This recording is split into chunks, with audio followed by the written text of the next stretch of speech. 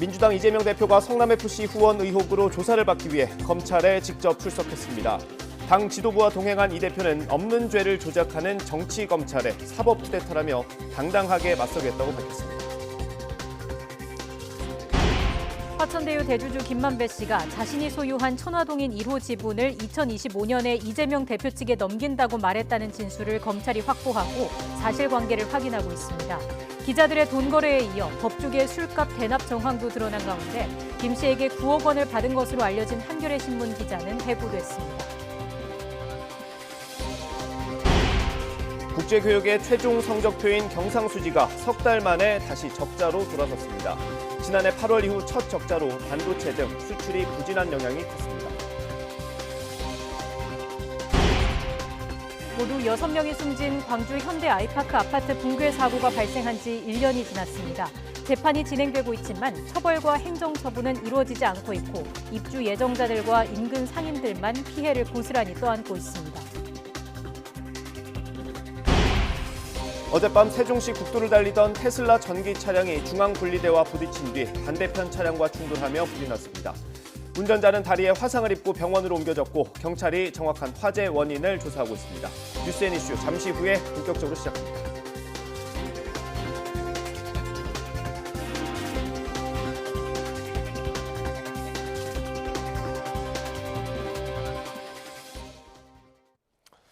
여러분 안녕하십니까. 민주당 이재명 대표가 성남FC 후원 의혹으로 조사를 받기 위해 검찰에 출석했습니다. 이 대표는 이번 조사가 정치검찰이 파놓은 함정이라며 잘못한 게 없으니 당당하게 맞서겠다고 밝혔습니다. 현장에 취재기자 나가 있습니다. 송재인 기자. 네, 수원지방검찰청 성남지청에 나와 있습니다. 네, 이 대표가 검찰에 출석하면서 굉장히 긴 시간 동안 얘기를 했습니다. 어떤 내용이 있었는지 전해주시죠. 네, 말씀하신 대로 검찰청 주변에 모인 지지자들에게 하나하나 인사하며 들어온 민주당 이재명 대표는 20분 가까이 이번 조사에 대한 소회를 밝혔습니다. 무엇보다 이번 소환 조사를 정치검찰이 파놓은 함정이라고 규정했습니다. 자신도 이를 알고 있지만 특권을 바란 적도 또 잘못한 적도 없으니 피하지 않고 당당하게 맞서겠다고 강조했습니다. 나아가 자신을 향한 검찰 수사는 정적을 제거하기 위한 조작 수사, 또 표적 수사라며 검찰이 이미 기소로 답을 정해뒀다고 비판했습니다. 이에 대한 핵심 근거로 앞서 경찰에서 한 차례 이번 사건을 무혐의 처분한 사실을 강조했는데요. 직접 들어보시죠.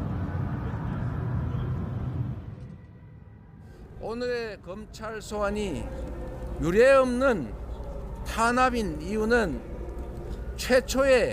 헌정사상 최초의 야당 책임자 소환이어서가 아닙니다. 이미 수년간 수사를 해서 무혐의로 처분된 사건을 다시 끄집어내서 없는 사건을 만드는 없는 죄를 조작하는 사법 쿠데타이기 때문입니다. 이에 따라 검찰의 진실을 자신이 설명하는 건 의미가 없지만 진실이 왜곡되지 않도록 이번 조사에서 최선을 다하겠다는 말과 함께 이 대표는 검찰청으로 들어갔습니다. 네, 그러면 이번 수사의 쟁점은 뭡니까? 네, 우선 성남FC 의혹과 관련해 이 대표에게 적용된 건 제3자 뇌물 혐의입니다. 이 대표가 성남시장으로 있던 지난 2014년부터 2018년 사이 관내 기업 6곳의 민원을 해결해주는 대가로 자신이 구단주로 있는 성남FC 후원을 요구해서 모두 160억여 원을 내게 했다는 혐의입니다. 이 대표 혐의와 관련해 핵심 쟁점은 이 대표가 기업들에서 부정한 청탁을 받고 대가성 뇌물격으로 성남FC 후원을 요구했는지 여부입니다. 앞서 검찰은 경찰이 혐의가 인정된다고 결론 내린 두산건설뿐 아니라 네이버와 차병원 등 의혹이 제기됐던 나머지 5개 기업까지 모두 6곳으로 수사를 전면 확대했습니다. 네이버 압수수색 과정에서 확보한 성남시 민원 문건이나 성남FC 광고를 요구받았다는 기업 관계자들의 진술을 부정한 청탁을 입증할 증거 정황이라고 보고 오늘 조사에서 이 대표를 상대로 압박할 것으로 보이는데요. 이에 대해 이 대표는 조금 전 검찰 조사에 앞서 주장했던 것처럼 성남시의 행정 결정과 기업들이 성남FC에 적법한 광고 계약을 한 것을 부정한 행위로 엮을 수 없다고 반박할 전망입니다. 또 이와 함께 민원 해결과 후원 유치를 통해 이 대표가 노렸던 궁극적인 목적, 즉 동기를 두고서도 양측은 공방을 벌일 것으로 예상되는데요. 검찰은 이 대표가 축구단 인수 당시 자신이 내걸었던 정치적 약속을 지키지 못할 것이 두려워서 인허가 등 현안이 있는 기업들을 접촉해 성남FC 운영자금을 마련할 방안을 모색했다고 보고 있습니다. 정치적 이익을 노리고 대가성 후원을 주도했다고 의심하고 있는 겁니다. 하지만 이 대표는 기업들의 현안 해결도 성남FC 광고 유치도 모두 성남 시민을 위한 것이었고 실제 성남시 공익에 이바지했다는 점을 강조하고 있습니다. 이 대표는 실제 조금 전 검찰에 출석하기 전 밝힌 소회에서도 결과적으로 자신은 성남시 일자리를 늘리고 시민구단 운영에 들어가는 세금도 아꼈다면서 자신이 얻은 사익은 없었다고 반박했습니다. 양측이 이렇게 팽팽하게 맞서고 있는 만큼 오늘 조사는 장시간 이어질 것으로 보입니다. 지금까지 수원지방검찰청 성남지청 앞에서 YTN 송재인입니다. 이재명 대표는 성남FC 후원금 의혹 말고도 여러 수사와 재판에 얽혀 있습니다. 대장동 개발 관련 비리가 가장 대표적인데 이 대표 측근이 기소된 뒤로는 정작 이 대표를 겨냥한 수사는 주춤한 상태입니다. 김다영 기자가 보도합니다. 이재명 민주당 대표가 넘어야 할 산은 성남FC 후원금 의혹 말고도 많습니다. 우선 수원지검은 쌍방울 그룹이 이 대표 변호사비를 대납해줬다는 의혹에 대한 수사를 이어가고 있습니다. 해외 도피 중인 김성태 전 회장의 신병 확보 여부가 향후 수사의 가장 큰 변수입니다. 서울중앙지검에도 현안이 집중돼 있습니다. 검찰은 이 대표의 측근인 김용 전 민주연구원 부원장과 정진상 전 민주당 정무조정실장이 대장동 일당에게서 받았던 뒷돈이 이 대표에게 흘러들어갔을 가능성을 들여다보고 있습니다. 이들이 나눠 갖기로 했다는 천화동인 1호 지분의 진짜 주인이 이 대표인지도 가려내야 할 핵심 의혹입니다. 천화동인 1호 지분이 이 대표의 선거 비용과 노후 자금이라고 들었다는 남욱 변호사의 증언을 포함해 대장동 일당의 진술은 하나같이 이 대표를 겨냥하고 있습니다. 대장동 개발 사업과 관련한 배임 혐의도 주요 수사의 한 축인데 다만 배임 혐의로 이미 기소된 대장동 일당의 재판 진행 상황이 변수가 될 수 있습니다. 검찰은 대장동 사건을 지방자치 권력의 사유화로 규정하고 이 대표에 대한 수사를 사실상 공식화하기도 했습니다. 정치검찰이 이미 정해놓은 수순에 따라서 낸 결론이라 이미 예견된 일이었습니다. 하지만 지난해 말 김 전 부원장과 정 전 실장이 재판에 넘겨진 뒤로 이 대표를 향한 수사는 잠시 멈춰선 상태입니다. 수사 길목에 있는 화천대유 대주주 김만배 씨가 다른 대장동 일당과 달리 입을 굳게 다문 데 이어 최근 극단적 선택까지 시도하면서 조사가 잠정 중단됐었기 때문입니다. 이미 재판이 진행 중인 이 대표 사건도 있습니다. 고 김문기 전 성남도시개발공사 처장을 모른다며 허위 사실을 공표한 혐의로 기소된 선거법 위반 사건은 다음 달 4번째 공판 준비 기일이 열립니다. 조카의 살인 범죄를 데이트 폭력으로 지칭해 유족에게 소송을 당한 손해배상 사건은 이번 주 1심 선고가 내려집니다. 성남FC 의혹은 시작일 뿐 이 대표의 행보에 험로가 이어질 전망입니다. YTN 김다연입니다. 화천대유 대주주 김만배 씨가 자신이 소유한 천화동인 1호 지분을 2025년에 민주당 이재명 대표 측에 넘긴다고 말했다는 진술이 나왔습니다. 대장동 일당 가운데 한 명인 남욱 변호사는 최근 검찰 조사에서 과거 김만배 씨가 2025년에 천화동인 1호를 유동규네에게 넘기겠다는 얘기를 했다고 진술했습니다. 2025년은 화천대유와 천화동인 1호가 설립된 지 10년이 되는 해로 김 씨가 입찰방해나 위계에 의한 공무집행 방해 혐의의 공소시효가 완성되는 시점을 고려했다고 설명했습니다. 남 변호사는 또 유동규네에 대해선 유동규, 김용 전 부원장, 정진상 전 실장과 이 대표까지 포함된 거로 생각했다고 진술했습니다. 검찰은 또 김만배 씨가 현직 판사의 술값을 대신 낸 정황을 포착한 걸로 알려졌습니다. 서울중앙지검 반부패 수사 일부는 유흥주점 직원의 2017년부터 2021년까지의 휴대전화 통화 목록에서 B 변호사와 C 판사의 번호를 확인한 걸로 파악됐습니다. 해당 직원은 검찰 조사에서 김 씨가 2017년 전후 당시 부장판사였던 비변호사를 데려와 술값을 내거나 사후 정산을 해주기도 했다는 취지로 진술한 걸로 전해졌습니다. 김만배 씨에게 9억 원가량을 받은 정황이 포착된 한겨레 신문 기자가 해고됐습니다. 한겨레는 홈페이지와 오늘자 신문 지면에서 참담하고 부끄러운 마음이라면서 어제 오후 인사위원회를 열고 이같이 의결했다고 밝혔습니다. 한겨레는 또 김현대 대표이사와 류익은 편집국장이 이번 사태에 책임을 지고 사퇴하기로 했다고 밝혔습니다. 김 대표이사는 한겨레가 가장 소중하게 지켜온 신뢰가 무너진 데 책임을 지겠다고 말했고, 류 국장도 부적절한 인사의 문제적 행동을 파악하지 못했다며 사퇴 의사를 전했습니다. 네, 앞서 전해드린 대로 이재명 대표가 오늘 검찰에 출석했습니다. 민주당은 이번 수사를 야당 탄압으로 규정했습니다. 반면 국민의힘은 개인 문제에 민주당 전체가 나서는 걸 적절하지 않다고 비판했습니다. 국회 연결합니다. 정유진 기자. 네, 국회입니다. 네, 오늘 검찰 출석 현장에 민주당 의원들 얼마나 많이 나갔습니까? 아침 회의를 일찌감치 끝낸 민주당은 당 지도부 등 40명 가까운 의원들이 현장에 동행해 이번 수사를 규탄했습니다. 민주당은 이 대표를 향한 검찰 수사는 민주당 전체를 향한 정치 공세라고 비판했습니다. 더불어민주당 박홍근 원내대표는 현장에서 취재진을 향해 이 대표가 개인이었다면 윤석열 검찰이 이토록 무도하게 나오지 않았을 것이라며 이번 조사는 민주당에 대한 탄압이라고 주장했습니다. 또 윤석열 대통령이 정적을 제거하기 위해 혈안이 돼 있다고 맹비난했는데요. 들어보겠습니다. 개인 이재명이 아닌 대통령 경쟁자였던 이재명, 그리고 자신들의 무능과 실정을 바로잡기 위한 야당의 당대표 이재명이기 때문에 대한민국 역사에도 없는, 아니 세계사에서도 찾아볼 수 없는 수백 명의 검사와 수사관을 투입하고 반면 국민의힘은 민주당의 집단적인 반발에 이번 일은 이 대표 개인의 문제라면서 개인이 방어해야지 민주당이 나설 일은 아니라고 지적했습니다. 조호영 원내대표는 오늘 아침 회의에서 이재명 대표 수사는 팩트의 문제이지 다수가 위세를 부려서 막을 일이 아니라고 말했습니다. 사법의 문제는 사법으로만 봐야 하지, 이것이 무슨 진영의 문제나 숫자의 문제로 볼 일은 아닌 것 같습니다. 오늘 뒤늦게 출석하게 됐습니다마는 검찰에서 진실을 밝히고 진실이 규명되기를 바랍니다.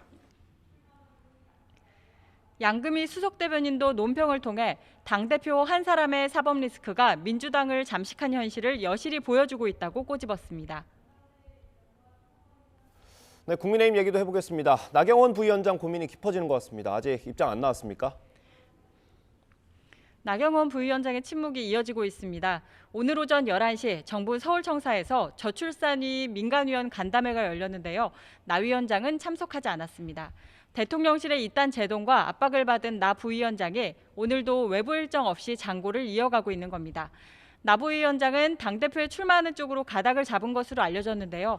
만약 결심이 설 경우 저출산위 부위원장직을 내려놓을 것으로 보입니다. 이런 가운데 국민의힘 차기 당대표에 도전하는 주자들은 오늘 경기도당 신년 인사회에 한자리에 모입니다. 당내 여론조사에서 줄곧 선두권을 달리는 나 부위원장의 출마 여부가 국민의힘 전당대회 판세에 큰 영향을 줄 것으로 보입니다. 지금까지 국회에서 YTN 정유진입니다. 대통령실은 대출 탕감 출산 장려책으로 논란을 빚은 나경원 저출산 고령사회위원회 부위원장과 관련해 공은 그쪽으로 넘어갔다고 언급했습니다. 주말을 거치며 불거졌던 해촉설이 꺾인 대신 자진 사퇴를 촉구하는 분위기가 감지됩니다. 대통령실 고위 관계자는 YTN과 통화에서 나 부위원장이 전당대회 출마 여부만 결정하면 이후 상황은 지극히 자연스럽고 상식적인 선에서 정리될 거라고 말했습니다. 지난해 11월 우리나라 경상수지가 석 달 만에 또 적자가 났습니다. 반도체 등 수출이 부진한 영향이 컸습니다. 취재기자 연결합니다. 김지선 기자. 네, 한국은행에 나와 있습니다. 네, 경상수지 성적표가 다시 마이너스라고요?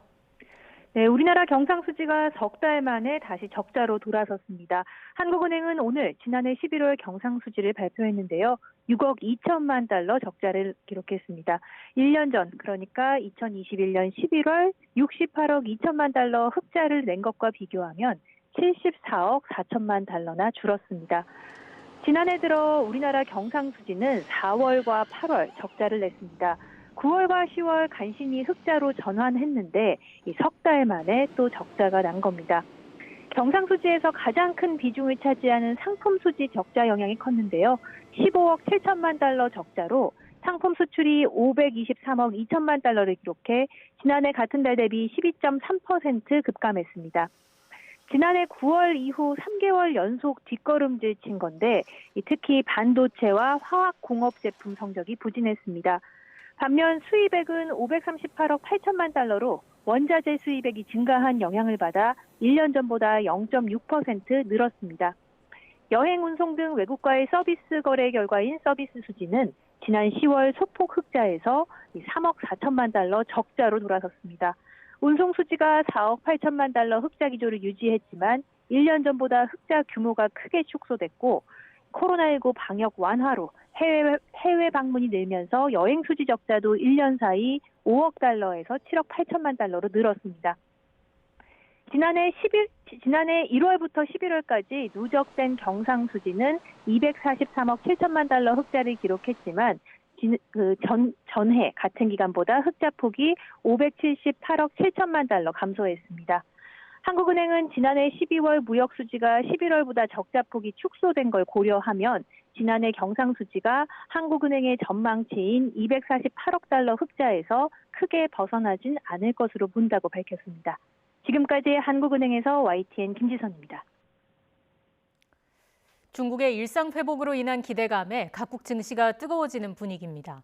유럽 증시는 지난해 5월 이후 최고치를 기록했고 뉴욕 증시는 장 중반까지 강한 상승세를 보였지만 막판 차익 매물이 쏟아져 혼조세로 장을 마쳤습니다. 보도에 김상훈 기자입니다. 중국인 입국과 관련해서 코로나 백신 접종 증명을 의무화한 태국이 시행 첫날 이를 뒤집었습니다. 관광산업과 경제 회복에 악영향을 미칠 수 있다는 업계의 요청을 수용한 것입니다. Before 90% of our clients it was Chinese, yes. So we just getting ready and prepare for them to coming back and visit us again. 중국이 봉쇄 위주의 제로 코로나 정책에서 벗어나 전면 개방으로 전환함에 따라 그에 따른 경제 활성 기대감이 세계 곳곳에서 커지고 있습니다. 프랑크푸르트 증시와 파리 증시 등 유럽 증시가 기술주와 여행, 레저 관련 주 등을 중심으로 일제히 상승했습니다. 지난해 5월 이후 최고치입니다. Die Weltwirtschaft hängt zu einem Drittel an China. Also wenn China nicht läuft, dann kann die Weltwirtschaft nicht laufen. Das war früher bezogen auf Amerika auch so. 뉴욕 증시도 상승 대열에 합류했습니다. 이번 주 예정된 물가지표 발표를 앞두고 지난주 예상치를 밑돈 임금 상승률로 인플레이션 우려가 완화된 데다 특히 경제의 연착륙 가능성도 이전에 비해 커졌기 때문입니다. 중국 증시도 중국 자본시장이 본격 회복할 것이라는 전망에 따라 뜨거워지는 분위기입니다. 하지만 경기 호전 등에 대한 통계가 나오기 전까지는 중국 시장을 확신하지 못해 외국인 투자자들은 아직 중국 투자를 경계하고 있다고 월스트리트저널은 전했습니다. YTN 김상호입니다. 미국 소비자들의 물가 상승률 전망치가 계속 내려가고 있는 것으로 나타났습니다. 뉴욕 연방준비은행이 발표한 지난해 12월 기대 인플레이션율은 5.0%로 전달보다 0.2%포인트 하락해 2021년 7월 이후 최저치로 나타났습니다. 휘발유와 식료품 가격이 전달보다 0.7%포인트 둔화한 4.1%와 7.6% 상승으로 전망돼 기대 인플레이션을 낮추는 주요 요인으로 작용했습니다. 지난해 12월 미국 나스닥 지수가 9%가량 급락한 가운데 이른바 서학개미들은 미국 주식 순매도에 나선 것으로 나타났습니다. 주식 투자 열풍 이후로 미국 주식을 대량 매수해온 국내 투자자들이 매수에서 매도로 전환한 건 지난해 8월 이후 4개월 만입니다. 반면 서학개미들의 주된 종목 가운데 하나인 테슬라는 12월 한 달 동안 주가가 30% 넘게 급락했는데도 매수세를 여전히 유지한 것으로 나타났습니다. 코로나19 신규 확진자가 6만 명대를 기록하며 지난주보다 큰 폭으로 감소했습니다. 중국발 단기 체류 입국자의 양성률은 5.5%로 안정적인 상황을 보이고 있습니다. 취재기자 연결합니다. 최명신 기자. 네, 최명신입니다. 네, 신규 확진자 발생 추이 그리고 중국에서 들어온 입국자 확진 사례 자세히 전해주시죠. 네, 오늘 0시 기준 코로나19 신규 환자는 6만 41명으로 어제보다 4만 명 정도 많습니다. 하지만 일주일 전보다는 2만 명, 2주 전보다는 2만 7천 명 정도 적어 뚜렷한 감소세를 보였습니다. 화요일 기준으로도 지난해 11월 1일 이후 10주 만에 가장 적은 숫자입니다. 해외 유입 사례는 87명으로 이 가운데 61%인 53명이 중국에서 온 입국자들입니다. 인천공항 도착 즉시 PCR 검사를 받는 중국발 단기 체류 외국인 양성률은 5.5%로 나타났습니다. 입국 전 음성 확인서와 입국 후 PCR 검사 의무화가 효과를 내고 있는 것으로 보입니다. 하지만 위중증 사망 피해는 여전합니다. 위중증 환자는 9명 늘어 541명, 코로나19 관련 사망자는 44명 나왔습니다. 중환자 병상 가동률은 38.6%, 누적 치명률은 0.11%입니다. 정부는 이번 주 재유행 추이, 특히 위중증 환자 추이를 살펴본 뒤 다음 주 실내 마스크 해제 논의를 본격화한다는 계획입니다. 정부는 앞서 코로나19 방역 지표 4개 가운데 2개 이상이 기준을 충족하면 실내 마스크 착용을 권고로 조정하겠다고 밝혔었는데 현재로선 최소 2개 이상이 기준을 충족하고 있습니다. 주간 신규 환자 수는 2주 연속 전주 대비 감소의 요건에 도달했고 중환자 병상 가동률도 40% 내외로 안정적입니다. 반면 주간 평균 위중증 환자 수는 1월 첫째 주 597명으로 12월 넷째 주에 비해 오히려 늘었습니다. 60세 이상 고령자의 겨울철 계량 백신 접종률도 30%대 초반에 그치고 있어서 기준인 50% 이상을 채우지 못하고 있습니다. 중국발 입국자 변수가 있긴 하지만 정부는 어느 정도 통제가 가능한 것으로 보고 있습니다. 남아있는 문제는 위중증 환자입니다. 위중증 환자는 지난달 18일 500명대로 올라간 뒤 계속해서 높은 수준을 유지하고 있습니다. 위중증은 의료 대응 역량에 부담이 될 뿐만 아니라 결국 사망, 치명률로 이어지기 때문에 코로나19 대응에 있어서 가장 중요한 요소 가운데 하나입니다. 정부는 이번 주 경과를 더 지켜본 뒤 다음 주 전문가 자문위원회와 중대본 회의를 거쳐 실내 마스크 의무 해제 시점을 논의할 계획입니다. 지금까지 사회부에서 YTN 최명순입니다. 친강 중국 신임 외교부장이 오늘 박진 외교장관과 통화하면서 중국발 입국자에 대한 우리나라의 방역 강화 조치에 우려를 표했다고 중국 외교부가 밝혔습니다. 중국 외교부는 홈페이지에 올린 양국 외교장관 통화 결과 자료에서 친강 부장은 한국이 최근 중국발 입국자에 대해 임시 제한 조치를 취한 데 대해 우려를 표하고 한국이 객관적이고 과학적 태도를 갖기를 희망했다고 전했습니다. 최근 우리나라 정부는 중국 내 급격한 코로나19 감염 확산세 등을 고려해 중국발 한국행 단기 비자 발급과 항공편 추가 증편을 제한하고 중국발 입국자에 대해 입국 전후 코로나19 검사를 의무화했습니다. 중국 내륙의 한가운데 위치한 허난성 농촌까지 코로나19가 퍼져 주민의 90%가 감염됐다는 공식 발표가 나왔습니다. 불과 며칠 전까지 병원과 약국, 장례식장에 이어졌던 긴 줄은 이번에는 여권을 발급받으려는 대기줄로 바뀌었습니다. 베이징 강정규 특파원입니다. 중국 31개 성시 가운데 세 번째로 인구가 많은 중원 내륙의 허난성. 감염률이 90%에 달한다는 공식 발표가 나왔습니다. 截至2023年1月6日，全省新冠病毒感染89%。 허난성 인구 9,940만 명에 대입해보면 감염자가 8,850만 명에 달한다는 계산이 나옵니다.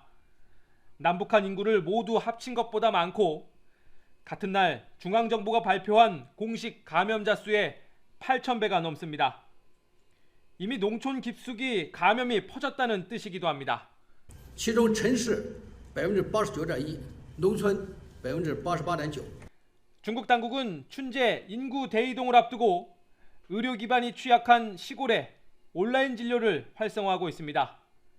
공식 방역 브리핑에선 중의학 복용법과 민간요법까지 안내했습니다. 有汉朝的方子，有清朝的方子，比如说血脉承气汤、大承气汤、大柴胡汤等等。 이런 감염 확산세와 별개로 출입국 관리사무소 앞엔 긴 줄이 섰습니다. 입국 격리 폐지와 함께 그동안 막혀있던 여권 갱신과 신규 발급이 재개된 겁니다. 因为疫情原因嘛，所以就一直等一等，然后就是期盼着能在日本能多玩一玩，多看一看。 그동안 불투명한 역학 정보로 지적을 받던 중국은 XBB 변이의 진원지로 미국을 지목하며 국제사회에 자료를 공개하라고 역공을 폈습니다. 베이징에서 YTN 강정규입니다.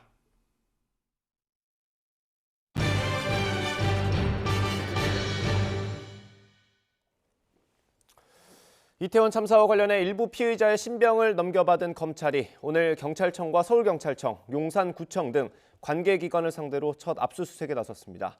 서울 서부지방검찰청은 오늘 오전 9시 반부터 경찰청과 서울경찰청, 용산경찰서, 용산구청 등 10개 기관에 검사와 수사관을 보내서 압수수색을 진행하고 있습니다.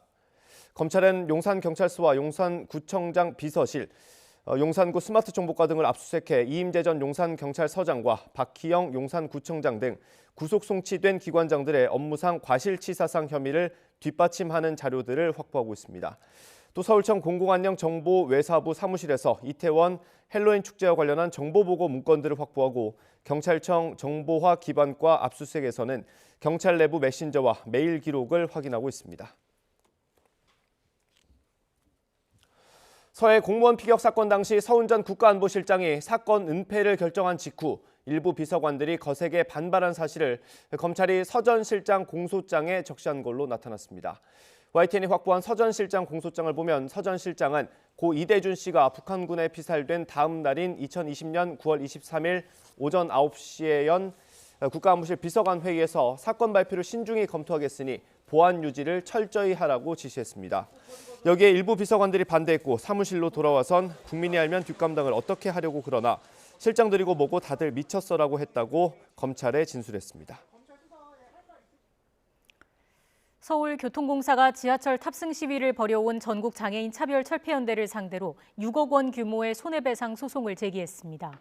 서울교통공사는 전장현과 박경석 대표를 상대로 6억 145만 원의 손해배상을 청구하는 소송을 서울중앙지방법원에 냈다고 밝혔습니다. 공사는 전장현이 재작년 12월부터 지난해 12월 15일까지 약 1년 동안 75차례 지하철 내 불법 시위를 진행해 열차 운행 지연 피해를 봤다고 주장했습니다. 오늘 새벽 0시 10분쯤 전북 전주시 인후동에서 승용차가 신호 대기 중이던 택시를 들이받았습니다. 이 사고로 택시 운전자가 허리를 다쳤고 가해 승용차는 완전히 불타 소방서 추산 1,000만 원 상당의 재산 피해가 났습니다. 경찰은 승용차 운전자의 혈중 알코올 농도가 면허 취소 수준인 것을 확인하고 운전자를 입건했습니다.